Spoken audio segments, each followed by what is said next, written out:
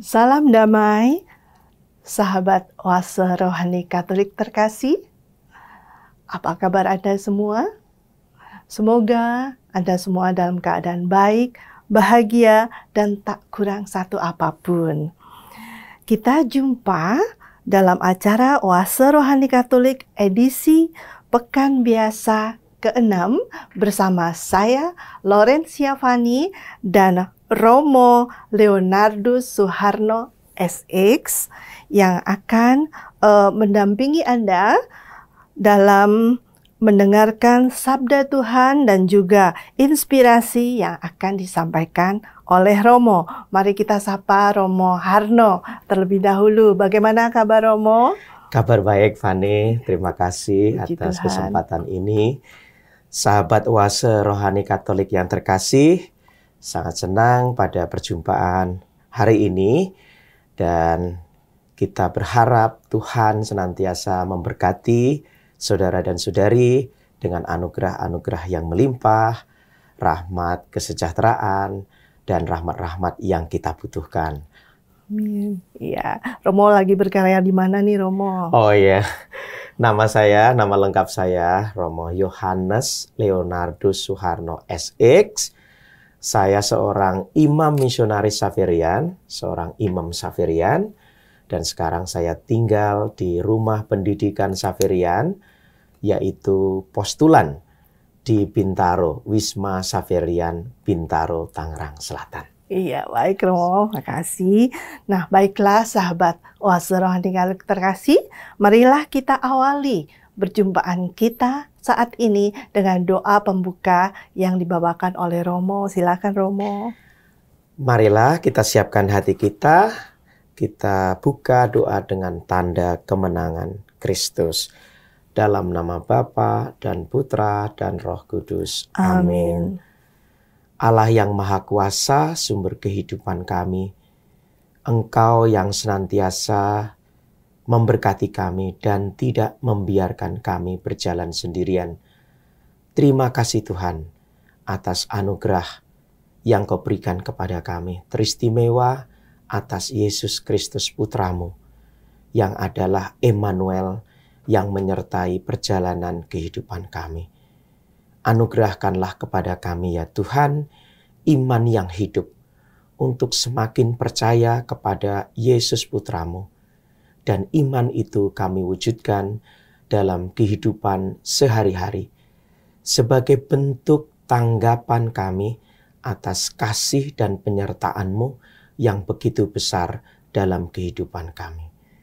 Semoga sabda yang akan kami dengarkan pada hari ini memberikan inspirasi bagi kami semua untuk menjadi murid-murid-Mu yang setia, untuk mencapai kekudusan dan kesempurnaan kasih seperti yang Engkau harapkan kepada kami semua.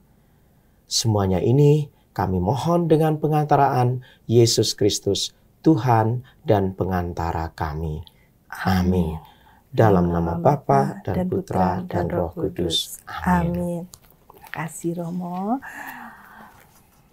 Sahabat oase rohani Katolik terkasih, antifon pembuka untuk edisi ini adalah: setiap hari aku hendak memuji Engkau dan memuliakan nama-Mu untuk selamanya. Berkat iman kita mengerti bahwa alam semesta diciptakan Allah. Pembacaan dari surat kepada orang Ibrani bab 11 ayat 1-7. Saudara-saudara, iman adalah dasar dari segala sesuatu yang kita harapkan dan bukti dari segala sesuatu yang tidak kita lihat. Sebab oleh imanlah telah diberikan kesaksian kepada nenek moyang kita. Karena iman kita mengerti bahwa alam semesta telah dijadikan oleh firman Allah, sehingga apa yang kita lihat telah terjadi dari apa yang tidak dapat kita lihat. Karena iman, Habel telah mempersembahkan kepada Allah kurban yang lebih baik daripada kurban Kain. Dengan jalan itu, ia memperoleh kesaksian tentang dirinya bahwa ia benar, karena Allah berkenan akan persembahannya itu, dan karena iman pula ia masih berbicara sesudah ia mati. Karena iman, Henokh terangkat, supaya ia tidak mengalami kematian, dan ia tidak ditemukan, karena Allah telah mengangkatnya. Sebab sebelum terangkat, ia memperoleh kesaksian bahwa ia berkenan kepada Allah. Tetapi tanpa iman, tidak mungkin orang berkenan kepada Allah. Sebab barang siapa berpaling kepada Allah, ia harus percaya bahwa Allah itu ada dan bahwa Allah memberi upah kepada orang yang sungguh-sungguh mencari Dia. Karena iman, maka Nuh mengikuti petunjuk Allah tentang sesuatu yang belum kelihatan dan dengan taat mempersiapkan bahtera untuk menyelamatkan keluarganya. Dan karena iman itu, ia menghukum dunia, dan ia ditentukan untuk menerima kebenaran sesuai dengan imannya. Demikianlah sabda Tuhan. Syukur kepada Allah. Mazmur tanggapan. Ya Tuhan, aku hendak memuji nama-Mu selama-lamanya. Ya Tuhan, aku hendak memuji nama-Mu selama-lamanya. Setiap hari aku hendak memuji Engkau dan memuliakan nama-Mu untuk selama-lamanya. Besarlah Tuhan dan sangat terpuji, dan kebesarannya tidak terselami. Ya Tuhan, aku hendak memuji nama-Mu selama-lamanya. Angkatan demi angkatan akan memegahkan karya-karya-Mu dan akan memberitakan keperkasaan-Mu. Semarak kemuliaan-Mu yang agung akan kukidungkan, dan karya-karya-Mu yang ajaib akan kunyanyikan. Ya Tuhan, aku hendak memuji nama-Mu selama-lamanya. Segala yang Kau jadikan akan bersyukur kepadamu ya Tuhan, dan orang-orang yang Kau kasihi akan memuji Engkau. Mereka akan mengumumkan kemuliaan kerajaan-Mu dan akan membicarakan keperkasaan-Mu. Ya Tuhan, aku hendak memuji nama-Mu selama-lamanya. Haleluya, haleluya, haleluya, haleluya, haleluya, haleluya. Langit terbuka dan terdengarlah suara Bapa. Inilah anakku yang terkasih, dengarkanlah Dia. Haleluya, haleluya, haleluya. Tuhan bersamamu Dan bersama roh. Inilah Injil suci menurut Markus. Dimuliakanlah Tuhan.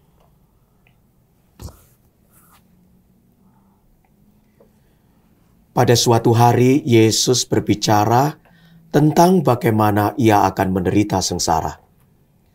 Sesudah itu, ia membawa Petrus, Yakobus, dan Yohanes, dan bersama mereka naik ke sebuah gunung yang tinggi. Di situ mereka sendirian saja. Lalu Yesus berubah rupa di depan mata mereka, dan pakaiannya menjadi sangat putih berkilat-kilat. Tak ada seorang pun di dunia ini yang sanggup menggelantang pakaian seperti itu. Maka tampaklah kepada mereka Elia dan Musa yang sedang berbicara dengan Yesus. Lalu Petrus berkata kepada Yesus, "Rabi, betapa bahagianya kami berada di sini. Baiklah, kami dirikan 3 kemah.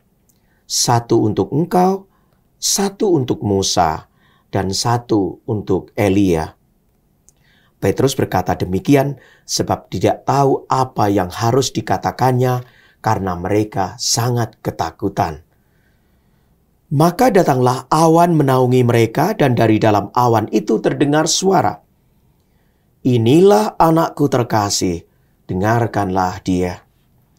Dan sekonyong-konyong waktu memandang sekeliling, mereka tidak lagi melihat seorang pun kecuali Yesus seorang diri.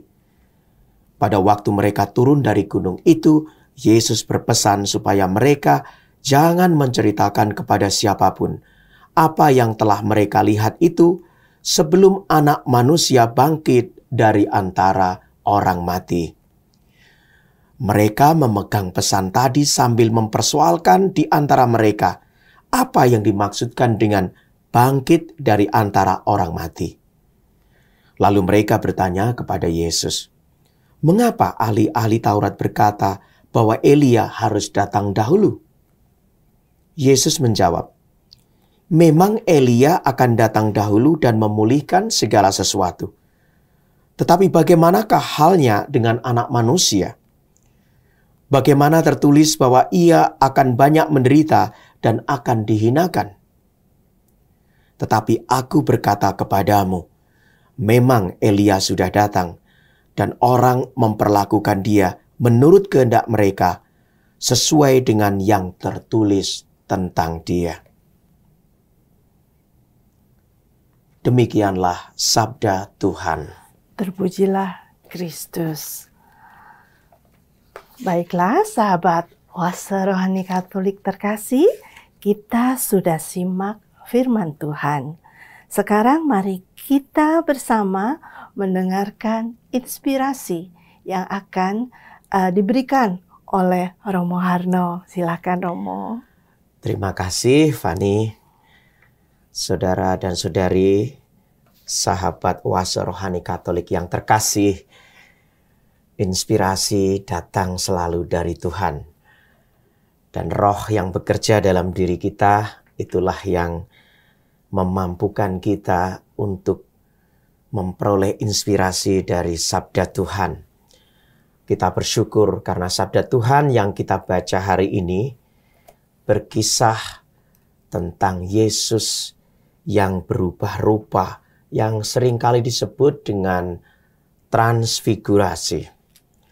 Maka merenungkan bacaan ini, saya kira dengan cara yang sangat sederhana, yaitu membacanya berulang-ulang, kemudian kita mengenal tokoh-tokoh yang ada di dalamnya, apa yang terjadi, dan ketika kita sungguh merenungkan ini dalam terang Roh Kudus, Tuhan akan berbicara melalui sabdanya ini. Dan saya akan berbagi kurang lebih apa yang saya peroleh, inspirasi yang saya peroleh dari sabda Tuhan ini.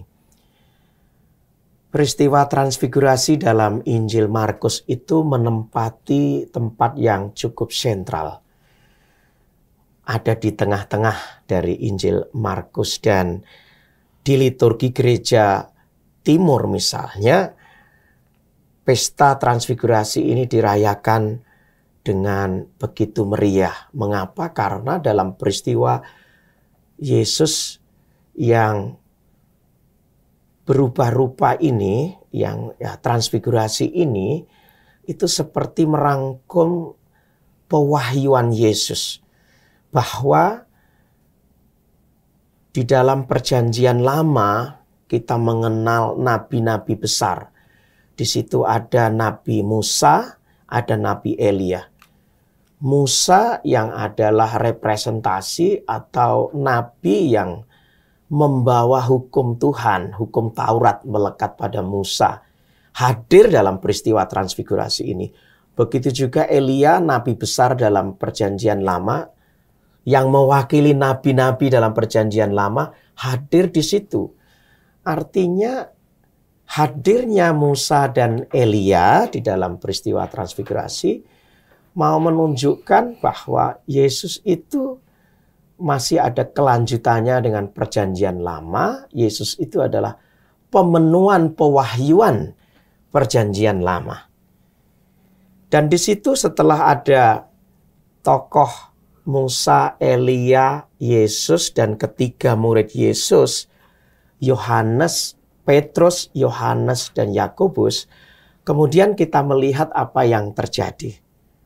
Yang terjadi adalah bahwa kita tahu setting dari bacaan ini adalah terjadi 6 hari setelah Yesus mengatakan bahwa ia akan menderita, sengsara, wafat, dan bangkit. Ini adalah tugas perutusan Yesus. Melalui peristiwa transfigurasi ini, Yesus mendapatkan peneguhan atau penegasan, lanjutkan tugas perutusanmu itu. Sudah benar keputusan yang diambil untuk pergi ke Yerusalem itu. Dikonfirmasi apa yang menjadi keputusan Yesus itu. Dan konfirmasi ini datang dari pewahyuan-pewahyuan Allah sebelumnya dalam perjanjian lama yang diwakili oleh Musa dan Elia. Maka lanjutkan. Itu yang pertama. Yang kedua, ternyata ada suara Bapa yang mengatakan kepada Yesus, dan suara itu bukan hanya didengar oleh Yesus, tetapi didengar oleh ketiga muridnya, Petrus, Yakobus, dan Yohanes. Inilah anak yang kukasihi, dengarkanlah dia. Kalau kita mendengar suara Bapa ini, kita mengingat lagi satu peristiwa penting dalam Injil Markus, yaitu peristiwa pembaptisan Yesus. Di peristiwa pembaptisan Yesus ada suara dari Bapa yang memang hanya terdengar oleh Yesus, mengatakan, inilah anak yang kukasihi, kepadanya aku berkenan. Jadi ini mau menggarisbawahi, tadi ya yang pertama, konfirmasi, lanjutkan. Ya, pewahyuan perjanjian lama itu akan terpenuhi dalam diri Yesus. Sekarang lanjutkan. Yang kedua, konfirmasi ini kembali ditegaskan oleh Allah Bapa kepada Yesus, lanjutkan. Karena apa yang akan kamu lakukan, pergi ke Yerusalem untuk menderita sengsara, wafat, dan nanti akhirnya bangkit, itu sudah sesuai dengan kehendak Bapa. Itu mendapatkan perkenanan di hadapan Bapa. Maka kalau ini kemudian merangkum pewahyuan, itu benar. Perjanjian lama, Yesus kemudian akan terpenuhi dalam pribadi Yesus, terutama setelah wafat dan kemudian bangkit. Maka peristiwa transfigurasi ini kepada Yesus itu memberikan suatu peneguhan, konfirmasi, dan seolah-olah mengatakan, lanjutkan tugas perutusanmu itu. Itu yang terjadi untuk Yesus. Terus kemudian apa yang terjadi pada tiga murid yang dikasih ini? Kita ingat bahwa Petrus, Yakobus, dan Yohanes ini adalah tiga murid yang sebelumnya juga hadir ketika peristiwa Yesus yang membangkitkan anak Yairus.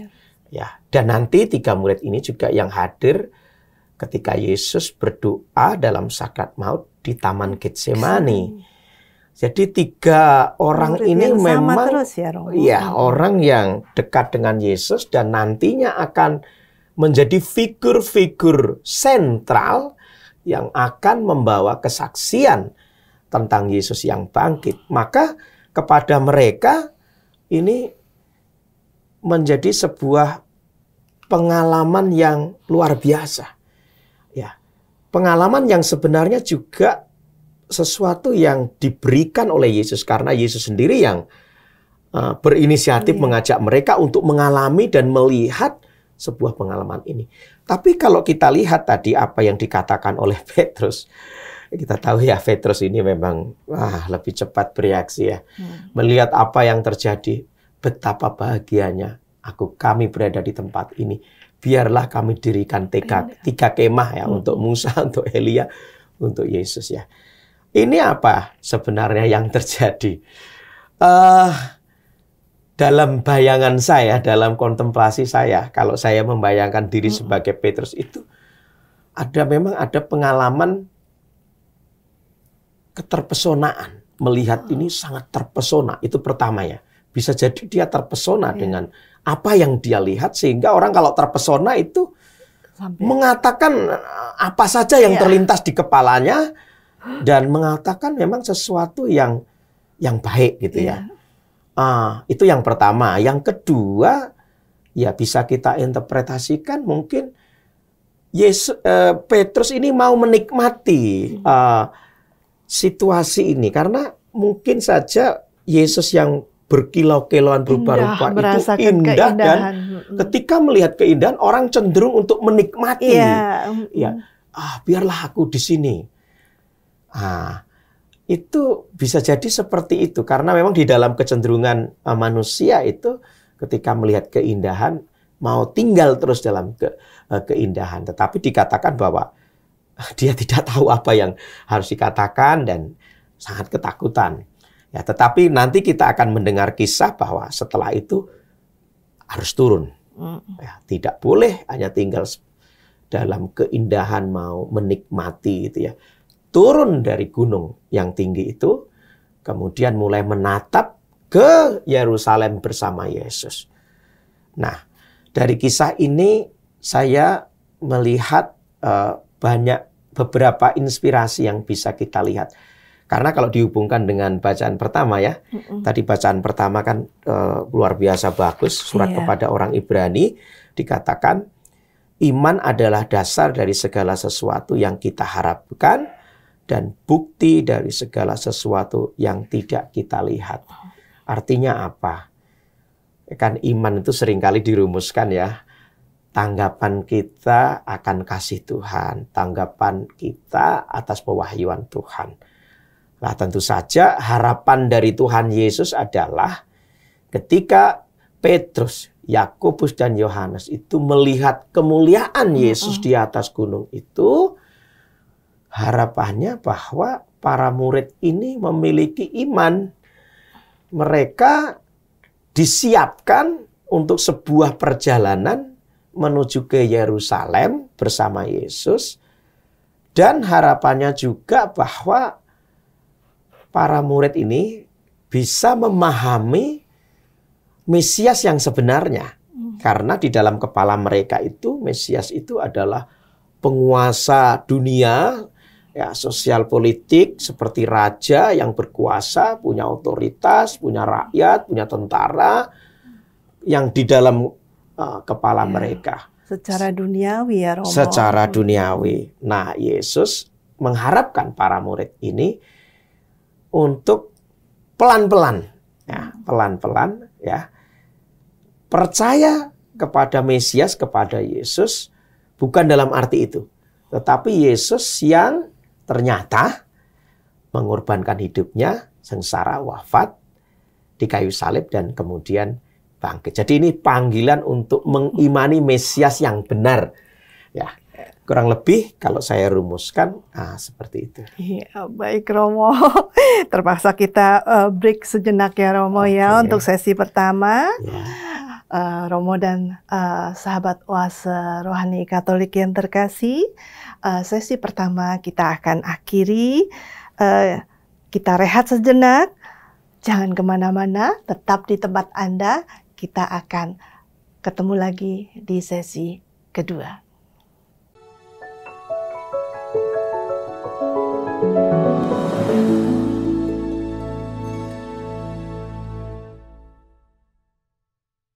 Sahabat Oase Rohani Katolik terkasih, kita bertemu lagi di sesi kedua Oase Rohani Katolik edisi Pekan Biasa ke-6.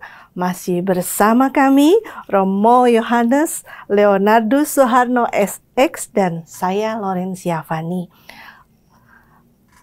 Para sahabat, sebelum melanjutkan perbincangan dan mendengarkan inspirasi dari Romo, saya akan mengingatkan kembali kepada Anda yang ingin mengirimkan usul atau saran, dapat mengirimkan ke email orkkaj2021@gmail.com atau ke nomor telepon WhatsApp 0818 0251 33438. Marilah kita lanjutkan kembali ya Romo ya. Tapi tadi menarik sekali. Saya ada pertanyaan boleh silakan, Romo ya? Silakan, Itu ya, kenapa Romo kok Yesus melarang Petrus, Yakobus, Yohanes ya, muridnya untuk menceritakan kepada siapapun tentang apa yang telah mereka lihat.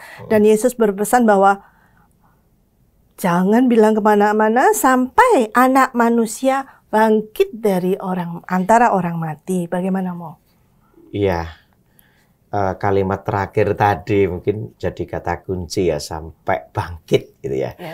Karena memang iman para murid itu baru benar-benar kuat ya, itu setelah kebangkitan Yesus. Dalam Kisah Para Rasul itu diceritakan tentang peristiwa Pentakosta yang para rasul ya mendapat pencurahan Roh Kudus, dan sejak saat itu mereka mewartakan Yesus yang bangkit, dan pewartaannya begitu punya kekuatan karena memang sungguh-sungguh yang diwartakan adalah Yesus yang dialami dan Roh Kudus yang menggerakkan, dan mereka sudah memiliki visi yang benar tentang Yesus. Jadi kalau mau saya buat secara singkat, kurang lebih pembahasannya adalah bahwa iman itu sebuah perjalanan ya. Yesus itu sangat mengenal para muridnya, sangat mengenal para muridnya. Dia tahu bahwa Petrus, Yohanes, dan Yakobus itu punya pemahaman Mesias yang tidak benar. Ya, jadi step by step ya.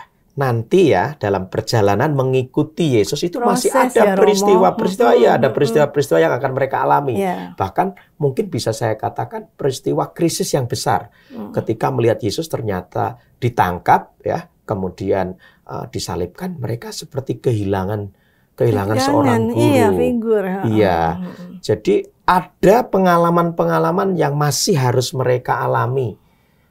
Jangan terlalu prematur dulu. Maka benar itu nanti sebuah iman itu sebuah perjalanan ya yang akan mengalami proses penyempurnaan, pemurnian, bahkan pemurniannya mungkin juga satu bentuk pengalaman penderitaan yang besar atau pengalaman krisis yang besar. Tetapi ini berita gembiranya ya. Berita gembiranya adalah ketika orang kemudian menemukan bahwa ternyata untuk beriman itu harus melalui jalan salib, percaya kepada Yesus, tapi endingnya adalah kebangkitan. Ya, jadi Yesus tidak melarang mereka, adalah tunggu ya, kamu masih harus berjalan dulu bersama saya, kamu masih harus berjalan bersama ke Yerusalem dan mengalami pengalaman-pengalaman bersama saya. Dan itulah yang terjadi. Tapi nanti Petrus memberi kesaksian dalam suratnya ya tentang pengalaman ketika mengalami peristiwa Yesus yang bangkit. Dia mengingat kembali pengalaman di atas gunung ini. Jadi memang itulah yang terjadi dalam diri para murid dengan Yesus di atas gunung yang tinggi itu ya. Jadi untuk beriman kita harus melalui proses-proses menempati itu ya, bersama dengan Yesus. Baiklah, kita lanjutkan Romo, inspirasi apa berikutnya di bacaan pertama ya Romo? Oh iya betul.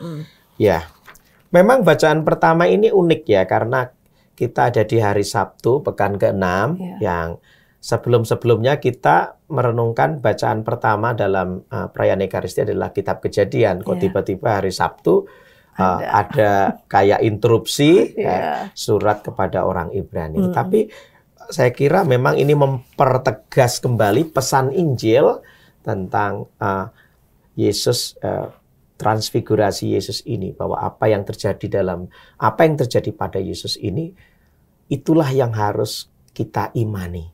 Ya, mungkin kita tidak punya pengalaman sama persis dengan Petrus, Yakobus, dan Yohanes, karena mereka memang benar-benar pengalaman istimewa.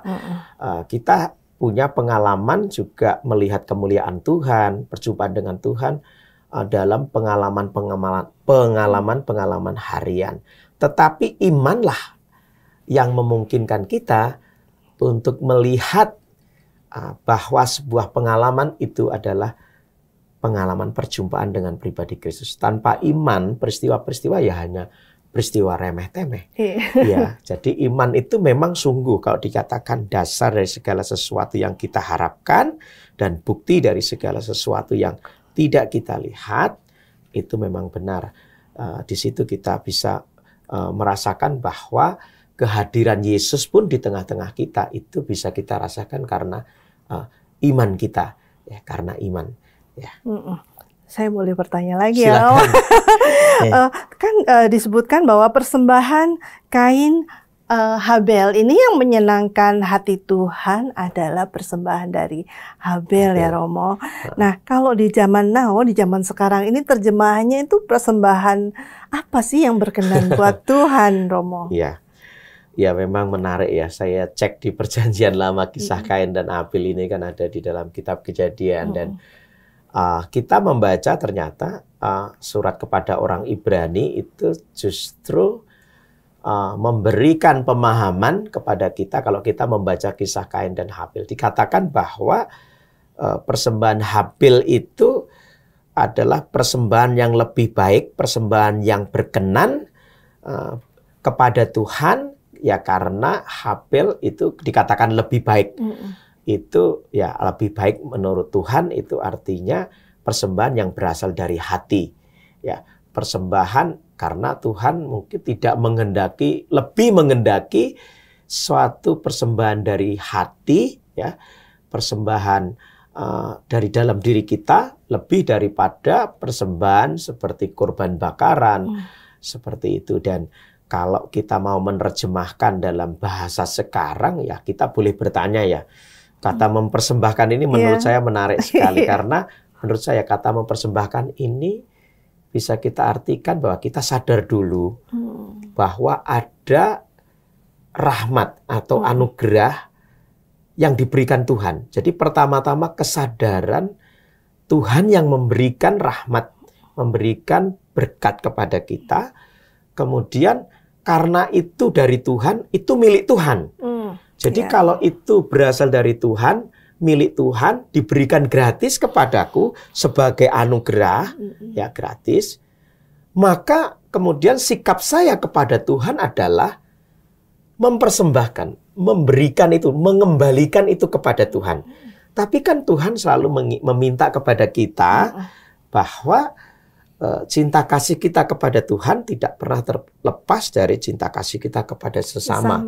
Maka menurut saya, ya persembahan zaman sekarang haruslah kita pahami dulu dari sebuah kesadaran bahwa kebaikan Tuhan tidak terbatas padaku, bahwa itu diberikan sebagai anugerah gratis kepadaku, dan respon saya kepadanya adalah mempersembahkan itu. Kalau itu berarti lahir dari hati, dari sikap iman.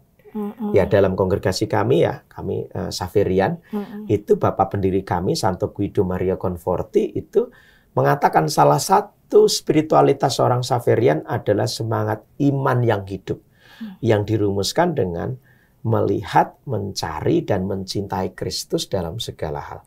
Jadi iman itu harus iman yang hidup, yang harus dijalankan dalam hidup sehari-hari. Ya, jadi bersyukur kepada Tuhan, sikap iman. Kita mempersembahkan, membantu orang-orang yang menderita, sikap iman. Jadi yang melatar belakangi atau yang menggerakkan haruslah iman, bukan yang lain-lain. Iya. Gitu ya. Jadi nggak cukup hanya bersyukur dalam doa saja ya Romo Ya, ya. betul. Apapun yang kita terima itu adalah rahmat begitu Iya, ya Romo ya. betul, Kita betul. kembalikan lagi Coba untuk kepada Tuhan. Ya termasuk sesama yang paling dekat ya. termasuk pelayanan kita di gereja. Kalau kita melayani di gereja kan ya itu kan perwujudan iman kita. Ya. Ya. Mungkin bisa dilanjut lagi, Romo sudah selesai dengan inspirasi. Ya, jadi yang mau saya tekankan kembali, ya ini sharing aja ya, karena saya merefleksikan ini dalam permenungan saya melihat bahwa peristiwa transfigurasi ini ya, itu bagi para murid ya, ini sebuah dalam tanda kutip ya hadiah dari Tuhan. Sebuah anugerah karena Yesus yang memiliki inisiatif mengajak mereka ke gunung. Dan anugerah ini anugerah yang luar biasa untuk menyiapkan para murid menjalani satu kehidupan mengikuti Dia. Jadi kalau saya hubung-hubungkan ini adalah satu perjalanan kemuridan kita juga. Jadi kalau kita mau mengikuti Yesus itu kita harus sampai juga pada pengalaman perjumpaan dengan pribadi Yesus. Kemudian dari situ menjadi satu dasar untuk menjalani kehidupan kita di dunia ini. Ya, jadi iman itu yang akan membantu kita untuk menjalani atau menghidupi kemuridan. Nah, jadi selalu ada hubungan antara iman dan kemuridan. Nah, kalau kita mau mengikuti Yesus, pertama yang harus kita ingat ya kita harus memiliki pengalaman perjumpaan dengan pribadi Yesus yang merupakan anugerah dari Tuhan, memiliki iman yang hidup sebagai anugerah Tuhan, dan itulah yang kita jadikan sebagai bekal katakanlah di dalam menjalani kehidupan kita dalam mengikuti Yesus. Kalau saya bahasakan lagi dengan singkat itu kita mungkin perlu terpesona ya dengan pribadi Yesus. Haruslah Yesus itu mempesona, tetapi keterpesonaan bukan semacam seperti Petrus yang saya nikmati seolah terima kasih Tuhan, terima kasih dan cukup begitu. Tetapi harus turun dari gunung dan menjalani. Maka kalau seperti itu menurut saya dalam hidup kita menemukan berbagai macam krisis ya. Kita dengar ada gempa di Turki, ada COVID-19, ada saudari-saudari kita yang mungkin menderita sakit, setiap hari mereka sakit dan mungkin persoalan-persoalan rumah tangga dan sebagainya. Krisis-krisis itu akan selalu ada dalam perjalanan hidup kita. Tetapi kalau kita berjalan dengan iman, kita punya pengalaman perjumpaan dengan pribadi Yesus, maka kita akan punya kekuatan untuk berjalan di tengah krisis itu dengan keyakinan Yesus tidak pernah meninggalkan kita, berjalan bersama Dia. Jadi itulah hubungan antara iman dan kemuridan. Jadi kurang lebih seperti itu. Terima kasih Romo untuk inspirasi yang sangat memberkati kami di hari Sabtu Pekan Biasa ke-6 ini. Semoga kita semua dimampukan dan diberikan rahmat kekuatan untuk selalu bersandar pada Bapa ya Romo, sehingga iman, harapan, dan kasih dapat terlaksana nyata dalam karya laku kita sepanjang hari ini, sepanjang hidup kita. Romo, bisa memberikan closing statement, pesan-pesan seturut dengan penguat dan peneguhan iman kita, Romo. Silakan. Sebenarnya kalau saya disuruh mengulangi, sepertinya saya harus selalu mengutip Bapak Kardinal. Karena memang begitu menurut saya perjalanan kita sebagai orang Kristiani. Itu kan dikatakan kalau ada namanya spiritualitas inkarnatoris. Sabda yang menjadi manusia. Artinya apa? Artinya begini, bahwa pertama memang kita harus terpesona dengan pribadi Kristus. Dan keterpesonaan dengan pribadi Yesus itu menggerakkan kita untuk hidup serupa dengan Yesus. Itu panggilan kita, mengikuti Yesus. Tetapi ya itulah bahasa iman. Nah, iman itu ternyata harus mewujud dalam sebuah tindakan. Karena iman tanpa perbuatan adalah mati, sia-sia, gitu kan. Makanya stepnya itu memang kita harus pertama-tama mengenal pribadi Yesus, kita harus terpesona dengan pribadi Yesus, beriman kepada Yesus. Kemudian dari sanalah lahir sebuah tindakan, sebuah gerakan. Jadi sabda harus menjadi daging.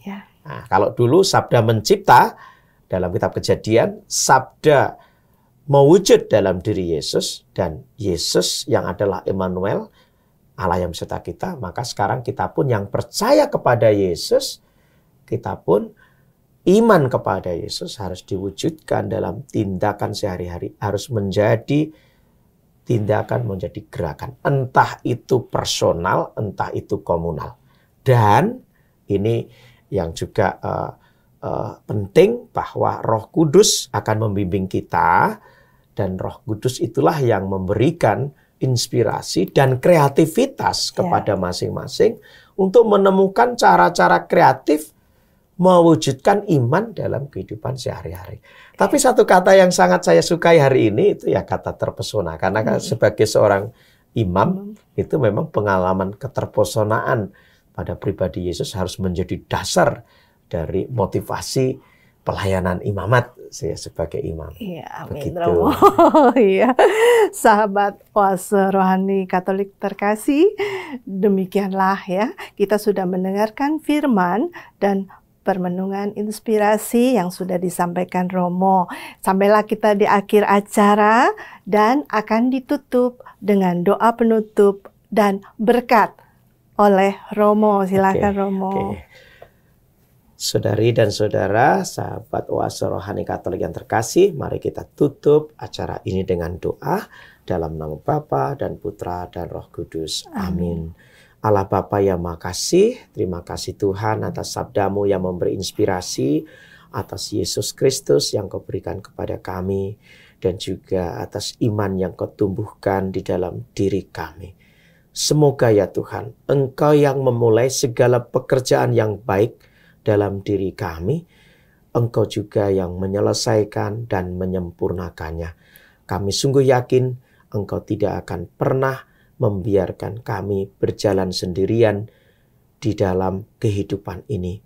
Bahkan di dalam kehidupan penuh krisis, kehidupan yang menyesakkan. Karena Engkaulah Immanuel dalam diri Yesus yang menyertai kami. Tuhan bersamamu. Dan bersama Roh. Semoga Allah yang Maha Kuasa memberkati kita sekalian, Bapa dan Putra dan Roh Kudus. Amin. Terima kasih Romo. Sama-sama.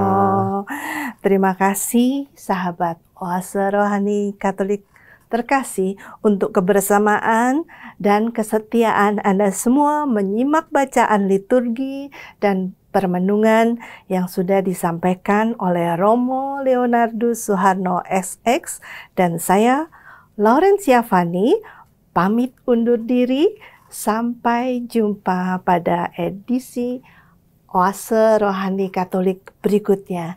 Tuhan memberkati.